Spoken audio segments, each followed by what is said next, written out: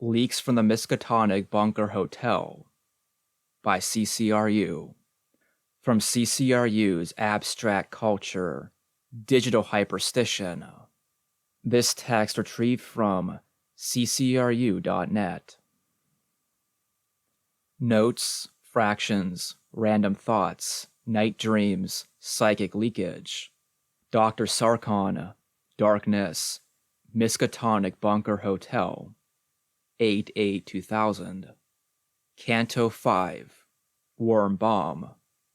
Recent shredding of old dearth text, said to be hidden off far eastern island near Krakatoa. Professor Barker had been there, seen something, now disappeared.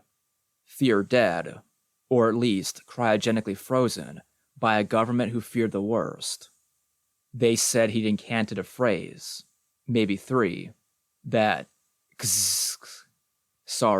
laptop terminal spluttered, word sense juddered, rendered temporal fold lapse and neurological dispersion into psychedelically altered pan state left screaming.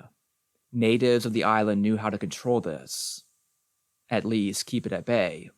Text had fallen into hands of a cargo cult, then somehow all traces lost. The U.S. of Americas was mentioned. CIA surmised fledgling blackmail story that Barker was cloned, and that at least 2 were wrecking unhingedness in the West somewhere. But the damage had already been done long before. Money had gone into my account. A payoff from the green fuzz to somehow keep quiet. I doubt it. Must hide these cuttings. January 8th, 2000. Japanese trawler men find strange stone bas relief in fishing net. Archaeologists date it as prehistory, and think the followers of Dagon. May 2000, New York. Insurance agents send to trace missing pulp thriller writer found drained of bone marrow in abandoned cinema. July 12, 2000. British government refuses asylum to deformed spine children from Romanian leper colony as civil war reconvenes. So the story was true, and we've been given to think it was a fiction. His cheeks exploded, as though filled with an aluminium nail cluster. An eminent Victorian scientist and radical free thinker unlocks ancient evil, beyond time and space. Girl had daughter, or should that read, married into English aristocracy, who now hold key to terrible secrets. Most of apocalyptic events of 20th century directly responsible to havoc unleashed by said Victorian and hidden psych fear. Nazis, Mau Maus, Pol Pot, Amin, mere distractions to throw us off the scent of something really fucking bad. This unholy family is widespread throughout England, Massachusetts, and parts of Lithuania. Just think, the limey aristocracy responsible for the impending. Barker knew this. So he should. So his intentions were good? In the limited sense of the vocabulary, yes. At least we think so. What was shredded then? Papers. Papers? Journals, jottings, notes. Some strange group vaguely affiliated to an eldritch department of a hidden English university had stumbled, accidentally and chemically, onto similar. Threat was thwarted before it was too late. Groups sought to cause similar disruption through platforms deemed popular, though unpopular with authorities. Filled graphic novels, stories with K cantos. Audience would unbeknowingly recite. Imagine if we had let this out. Jeesh.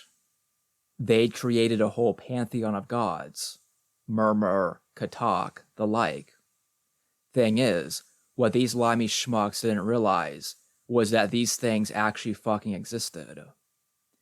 We call it the poetic parallel. As above, so below. The idea's been around for centuries. If it's in your head, it's there 'cause it exists.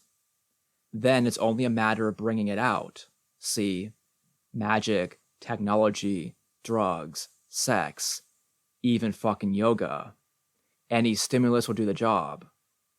Barker knew this, so he should.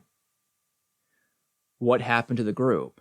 They had to be eliminated, taken out. Liquidated? No, people would become suspicious. They were branded insane, neutralized, made outcasts. This was the most effective way.